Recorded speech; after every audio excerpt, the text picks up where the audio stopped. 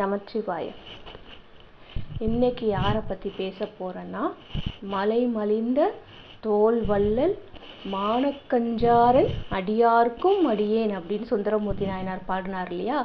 அந்த மானக்கஞ்சார நாயனாரை பற்றி தான், அவருடைய வாழ்க்கை வரலாறுல நடந்த விஷயங்கள் பற்றி தான் இன்னைக்கு பேச போகிறேன்.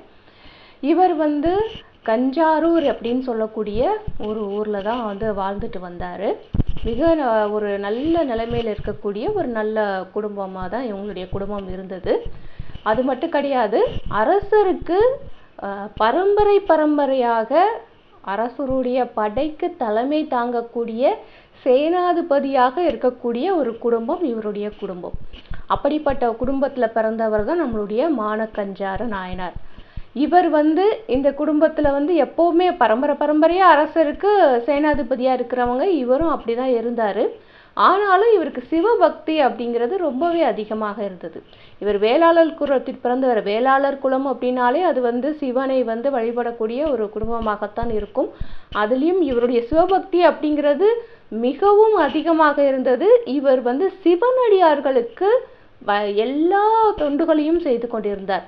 சிவனடியாரை இவர் பார்த்தாரு அப்படின்னு சொன்னால், அவங்க என்ன வேணும்னு நினைக்கிறாங்க அப்படிங்கிறத இந்த குறிப்பறிதல் அப்படின்னு சொல்லுவாங்க இல்லையா?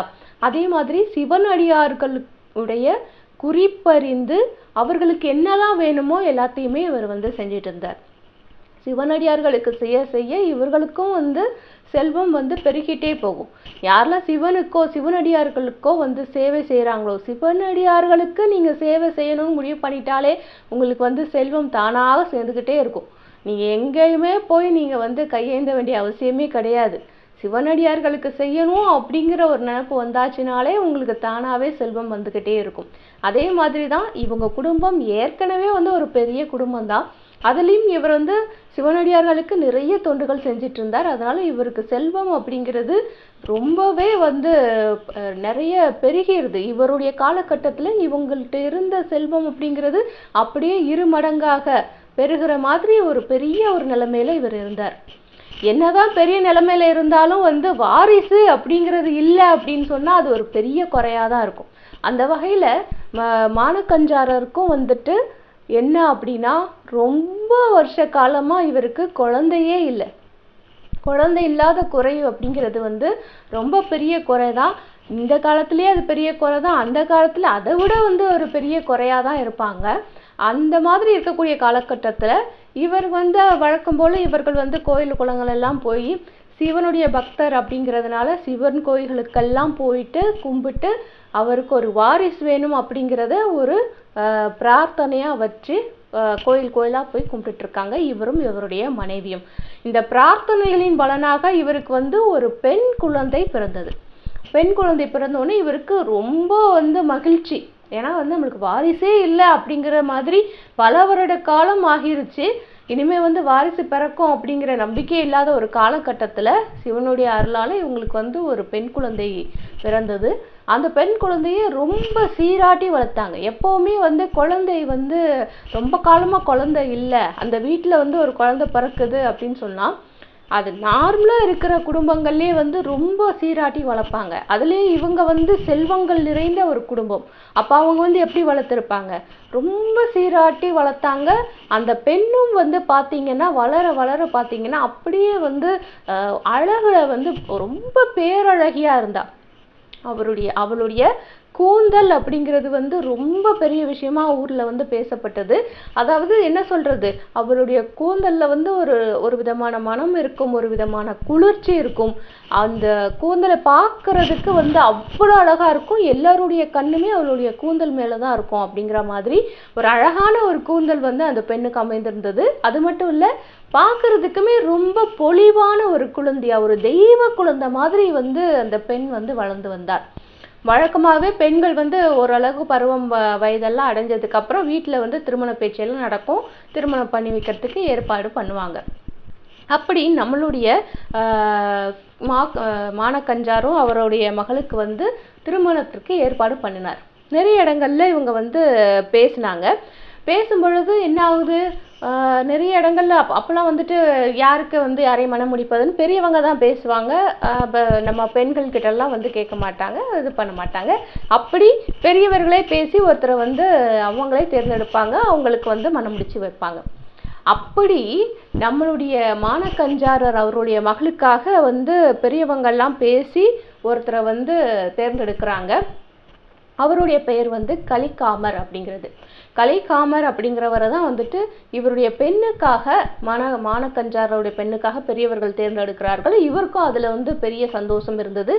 இந்த கலிக்காமர் அப்படிங்கிறவரும் வந்துட்டு 63 நாயன்மார்களில் ஒருத்தராக இருக்கக்கூடியவர் தான். அவருடைய கதையை வந்து வரும் நாட்களில் நான் வந்து அவருடைய வரலாறை வந்து சொல்கிறேன். இவருக்கு பெண் கொடுப்பதற்கு நம்ம மானக்கஞ்சாரருக்கு மிகவும் வந்து மகிழ்ச்சியா இருந்தது. இவரும் ஒரு சிவபக்தர், அவரும் ஒரு சிவபக்தர். அப்போ அவங்களுக்குள்ள வந்து பெண் வந்து கொடுத்து மணமுடிப்பதற்கு ஏற்பாடு செஞ்சுட்டாங்க. இப்போ பெண்ணுடைய வீட்டில் தான் வந்துட்டு திருமணம்லாம் நடக்கும். இவங்க வீட்டில் தான் வந்து ஏற்பாடு பண்ணுறாரு இவர். எல்லாமே தடபுடலாக ஏற்பாடு பண்ணிட்டாங்க. செல்வங்கள் நிறைந்த ஒரு குடும்பம் தான், அதனால எந்த வித குறையும் இல்லாமல் ஏற்பாடு பண்ணிட்டாங்க.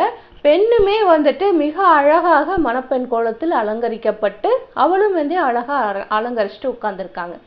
இப்படி இருக்க காலகட்டத்தில் மாப்பிள்ளை வீட்டில் இருந்து கலிக்காமர் அவருடைய வீட்டில் இருந்து அவங்களும் வந்துட்டாங்க. அவங்க வேறு ஊர்ல இருந்து இந்த ஊருக்கும் வந்துட்டாங்க. வந்து வெளியில ஒரு இடத்துல தான் அவங்க வந்து தங்கி இருப்பாங்க. கல்யாணம் நடக்கிற இடத்துக்கு தான் வந்து வீட்டுக்கு வருவாங்க.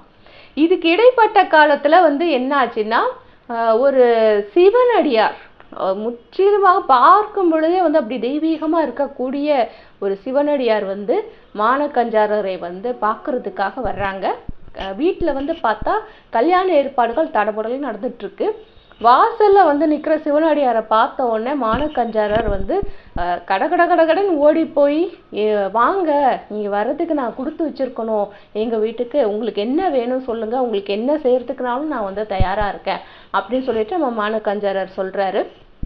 சொன்ன உடனே சிவனடியார் வந்து உள்ள வந்து அப்படி சுத்தி பார்த்துட்டு, இங்க ஏதோ மங்கள காரியம் நடக்கிற மாதிரி எனக்கு தெரியுதே, என்ன நடந்துட்டு இருக்கு அப்படின்னு சொல்லி கேட்கிறாரு. அப்போ அதுக்கு வந்து நம்மளுடைய மானக்கஞ்சாரர் வந்து என்ன சொல்றாரு, என்னுடைய மகளுக்கு திருமண ஏற்பாடு நடந்திருக்கு, நாளை வந்து அவளுக்கு திருமணம் நடக்கிறதுக்காக ஏற்பாடு பண்ணிக்கிட்டு இருக்கோம், அதுக்கு உண்டான விஷயங்கள் தான் இப்போ நடந்துக்கிட்டு இருக்கு அப்படின்னு சொல்லிட்டு நம்மளுடைய மானக்கஞ்சாரர் சொல்றாரு. சொன்னதுக்கு அப்புறமா வந்துட்டு சிவனடியார் என்ன சொல்றாரு, அப்ப வந்து என்னுடைய பரிபூர்ணமான மனதார நான் வந்து வாழ்த்துறேன், என்னுடைய பரிபூர்ணமான ஆசீர்வாதம் அப்படின்னு சொல்லிட்டு அவர் ஆசீர்வாதம் பண்றார். பண்ணதுக்கு அப்புறமா இவரும் வந்து சந்தோஷமா வந்து நம்ம நமஸ்காரம்லாம் பண்ணுவோம் இல்லையா, சிவனடியார் நமஸ்காரம் பண்ணி ஆசீர்வாதம் வாங்கிட்டோம். அதுக்கப்புறம் வந்து அவர் என்ன சொல்றாரு, சிவனடியார் உன்னுடைய மகளையும் கூப்பிடு, அவளையும் வந்து நான் ஆசீர்வாதம் பண்ணணும் அப்படின்னு சொல்றாரு. உடனே வந்துட்டு இவர் போயிட்டு தன்னுடைய மகளை வந்து கூட்டிட்டு வராங்க. அவளும் வந்து சிவனடியார் காலில் விழுந்து வணங்குறார். நல்லா ஒரு ஆசீர்வாதம் பண்றாரு சிவனடியார். ஆசீர்வாதம் பண்ண உடனே அவர் என்ன கேட்கிறாரு அப்படின்னா, இந்த பெண்ணுடைய கூந்தல் வந்து ரொம்ப உறுதியா ரொம்ப அழகா வந்து இருக்கு.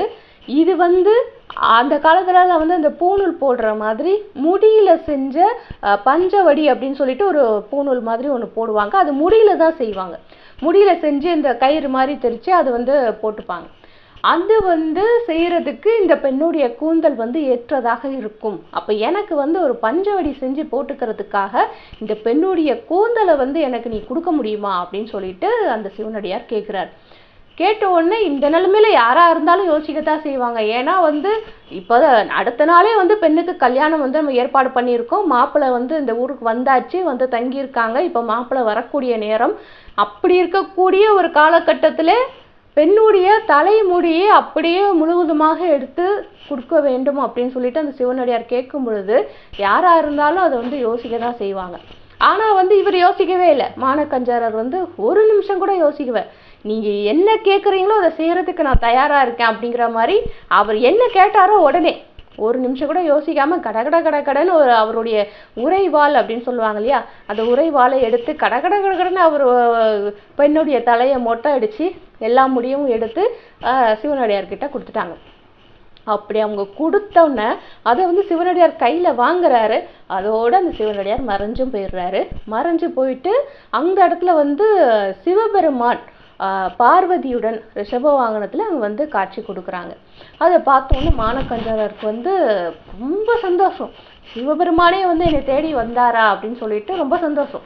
ரொம்ப சந்தோஷத்துல வந்து கையெடுத்து கும்பிடுறாங்க. கும்பிடும் பொழுது வழக்கம் போல சிவபெருமான் அவருக்கு எல்லாரிலும் வந்துட்டு நீ வந்து என் மேல இவ்வளவு பக்தியா இருக்கிறியா, உன்னுடைய பக்தியை வந்து உலகறிய செய்ய வேண்டும் அப்படிங்கிறதுக்காக தான் நான் இன்னைக்கு வந்து இத்தனை பேர் கூடி இருக்கக்கூடிய இந்த சபையில வந்து ஒரு சிவனடியாரா வந்து உன்னுடைய மகளுடைய கூந்தலை வந்து தானமா கேட்டேன். அப்படி கேட்கும் பொழுது உன்னுடைய சிவபக்தியின் காரணமாக நீ கொஞ்சம் கூட யோசிக்காம அதை வந்து எடுத்து என்னுடைய கையில கொடுத்துட்ட.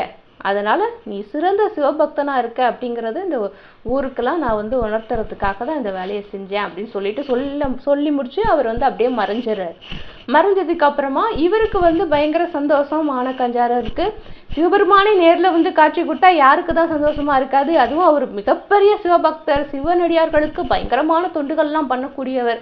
அப்படி இருக்கிறவங்களுக்கு சிவனும் பார்வதியும் ரிஷப வாகனத்திலே கண் முன்னாடி காட்சி கொடுக்குறாங்க அப்படின்னா அது எவ்வளவு பெரிய சந்தோஷத்தை கொடுக்கும். பயங்கரமான சந்தோஷத்துல இருக்காரு. அப்படியே வந்து சந்தோஷ நிலைமையில இருக்கிற அந்த காலகட்டத்துல மாப்பிள்ளை வீட்டுல இருந்து எல்லாரும் வந்து வர்றாங்க. வரும் பொழுது அங்க மாப்பிள்ளை வந்து கலிக்காமர், அவர் பேர் கலிக்காமர், அவருமே வந்து சிவபக்தர் தான். அவர் உள்ள வரும் பொழுது இங்க என்ன நடந்தது அப்படிங்கிறத வழியிலேயே மக்கள் சொல்றாங்க. சொல்ல இவர் கேட்டுட்டு தான் வர்றாரு. வந்து உள்ள வந்தோடனே அவர் வந்து மானக்கஞ்சாரர்கிட்ட பேசும் பொழுது என்ன சொல்றாருன்னா, இது எப்படி இப்படி பண்ணலாம், ஏன் எப்படி பண்ணுவீங்க, நான் கல்யாணம் பண்ணிக்க போற பொண்ணு இப்படி வந்து மொட்டை அடிச்சு வச்சுட்டீங்களே அப்படின்னால எதுவுமே அவர் கேட்கல. அவர் வந்து வருத்தப்படுறார். நான் வந்து கொஞ்ச நேரத்துக்கு முன்னாடி வராம போயிட்டேனே, அதாவது சிவனை வந்து தரிசிக்க கூடிய பாக்கியம் எனக்கு கிடைக்காம போயிடுச்சு அப்படின்னு வருத்தப்படுறார். நாங்க கல்யாணம் பண்ணிக்க போற பொண்ணை நீ இப்படி பண்ணிட்டியேன்னு ஒரு வார்த்தை கேட்கல. நான் வந்து கொஞ்ச நேரத்துக்கு முன்னாடி வந்திருந்தா சிவபெருமானை தரிசிக்கக்கூடிய பாக்கியம் உங்களால் எனக்கு கிடைச்சிருக்குமே, அதை வந்து நான் வந்து தவற விட்டுட்டேனே, அந்த வாய்ப்பை வந்து நான் தவற விட்டுட்டேனே அப்படின்னு சொல்லிட்டு வருத்தப்படுறார். வருத்தப்பட்டுட்டு கல்யாணம் வந்து வழக்கம் போல எல்லாமே ஏற்பாடாகுது. இருந்தாலும் இந்த கலிக்காமருக்கு மனசுல ஒரு சின்ன நெருடல் இருந்தது. என்னதான் இருந்தாலும் அந்த காலத்துல வந்து ஒரு பெண்ணுக்கு வந்து மொட்டை அடிக்கிறது அப்படிங்கிறது ஒரு அபசகுனமான ஒரு நிகழ்ச்சி தான். அபசகுனமா தான் எல்லாருமே வந்து அப்ப பார்ப்பாங்க. முடிய வெட்டுறதே அபசகுனம். அப்பெல்லாம் ஆணா இருந்தாலும் சரி பெண்ணா இருந்தாலும் சரி முடிய வெட்டுறதே வந்து அபசகுனமா நினைக்கிற ஒரு காலகட்டத்துல ஒரு பெண்ணுக்கு முற்றிலுமாக மொட்டை அடித்து கல்யாண நாளில், அதுவும் கல்யாணம் ஆகக்கூடிய அந்த நேரத்துல மொட்டை அடிச்சு உட்கார வைக்கிறது இவருக்கு மனசுக்கு ரொம்ப நெருடலா இருக்கு. அப்போ வந்து யோசிக்கிறாரு, ஒரு செகண்ட் யோசிக்கிறாரு, மனசுக்கு நெருடலா இருக்கிற மாதிரி இருக்கே அப்படின்னு யோசிக்கும் பொழுதே இந்த மாதிரி மொட்டையா இருக்காங்களே பெண்ணு அப்படின்னு யோசிக்கும் பொழுதே ஒரு அசரீரி கேக்குது. அந்த அசரீரி வந்து என்ன சொல்லுது அப்படின்னா, நீ வந்து என்ன யோசிக்கிறேன்னு எனக்கு தெரியுது, உன்னுடைய மனதுக்கு இந்த அவள் வந்து மொட்டையா இருக்கிறது உனக்கு வந்து மனதுக்கு நெருடலா இருக்குது அப்படிங்கிறது எனக்கு தெரியுது. நீ வந்து என்னுடைய பக்தன்னு எனக்கு தெரியும். என்னுடைய பக்தனா இருக்கக்கூடிய நீ திருமணமாக போற இந்த தருணத்துல இப்படி மனசு நெருடலா இருக்கிறது எனக்கு வந்து கஷ்டமா இருக்கு. அதனால நான் என்ன செய்யறேன், நான் தானம் வாங்கின அந்த முடியை அப்படியே திருப்பியும் அந்த பெண்ணுக்கே கொடுத்துட்றேன் அப்படின்னு சொல்லிட்டு அந்த அசரீரி சொல்லிட்டு இதாயிடுது.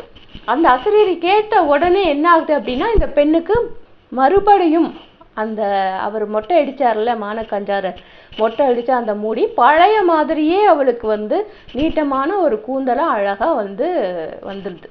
வந்த உடனே இவருக்கும் வந்து ரொம்ப சந்தோஷம். சிவபெருமான கண்ணாலதான் நம்மளால பார்க்க முடியல, ஆனா வந்து அவருடைய அசரீரியா அவருடைய குரலை நம்மளால கேட்க முடிஞ்சுதே அப்படின்னு சொல்லிட்டு இவருக்கு பயங்கரமான சந்தோஷம். அதுக்கப்புறம் திருமணம்லாம் நல்லபடியா நடந்து முடிஞ்சுது. இவருமே வந்து சிவ தொண்டுகள் நிறைய பண்ணாரு. கலிகாமரும் வந்துட்டு நிறைய சிவ தொண்டுகள் பண்ணாரு. அதுக்கப்புறம் வந்து பாத்தீங்கன்னா மானக்கஞ்சாரர் வந்து அவருமே சிவனடியார்களுக்கு தன்னால என்னெல்லாம் செய்ய முடியுமோ எல்லாமே செஞ்சு சிவ தொண்டுல நிலைச்சி இருந்து கடைசியில் 63 நாயன்மார்களில் ஒருத்தராக அவர் வந்து இடம்பெற்றார். சிவபக்தியின் காரணமாக தான் வந்துட்டு 63 நாயன்மார்களில் ஒருத்தராக இடம்பெறக்கூடிய ஒரு தகுதியை வந்து அவர்கள் அடைகிறார்கள். அதாவது பக்தி அப்படிங்கிறது என்ன அப்படின்னா, ஒருத்தர் வந்து நம்மளுக்கு மிகவும் பிடித்த ஒரு விஷயத்தை தானமாக கேட்கிறார்கள், இல்ல செய்ய முடியாத ஒரு விஷயத்தை செய்ய சொல்றாங்க, ஒரு இக்கட்டான ஒரு சூழ்நிலையில வந்து தேவையில்லாத ஒரு விஷயத்தை நம்ம செய்ய சொல்றாங்க அப்படின்னா கூட அதை செய்ய சொல்றது ஒரு சிவனடியார், சிவனுக்கு அடியாராக இருக்கக்கூடியவர், அவர் வந்து கேட்கிறாரு, அவர் வந்து செய்ய சொல்றாரு அப்படின்னா கண்டிப்பா நான் செய்வேன் அப்படின்னு செய்யறாங்க இல்லையா, அந்த பக்திக்கு மட்டும்தான் ஆண்டவன் அடிமையாக இருப்பார். வேற எதுக்குமே அடிமையா இருக்க மாட்டார். நீங்க கோயிலுக்கு போறீங்க, அர்ச்சனை பண்றீங்க, ஒரு தேங்காய் பழம் உடைக்கிறீங்க, வெத்தலை பாக்கு வைக்கிறீங்க, பூ வாங்கி போடுறீங்க, இதுக்கெல்லாம் கடவுள் அடிமையாக வரமாட்டார். அவர் எதுக்கு அடிமையாக நம்மளுக்கு சேவை செய்வார் அப்படின்னா, நம்ம மனசுல உண்மையான பக்தி இருந்தா மட்டும்தான் கடவுள் நம்மளுக்காக இறங்கி வருவார். உண்மையான பக்தி இருக்கக்கூடிய அந்த வேல்யூ சொல்லுவாங்க இல்லையா, அந்த வேல்யூ அப்படிங்கிறது எப்படி இருக்குன்னு பாருங்க. உண்மையான பக்தி இருந்ததுனாலதான் அவர்கள் 63 நாயன்மார்களில் ஒருவராக கோயில்களில் அமர்ந்திருக்கிறார். இன்னைக்கும் நம்ம அவங்கள வழிபாடு பண்ணிட்டு இருக்கோம். இதுதான் மானக்கஞ்சாரருடைய வரலாறு. நமச்சிவாயம்.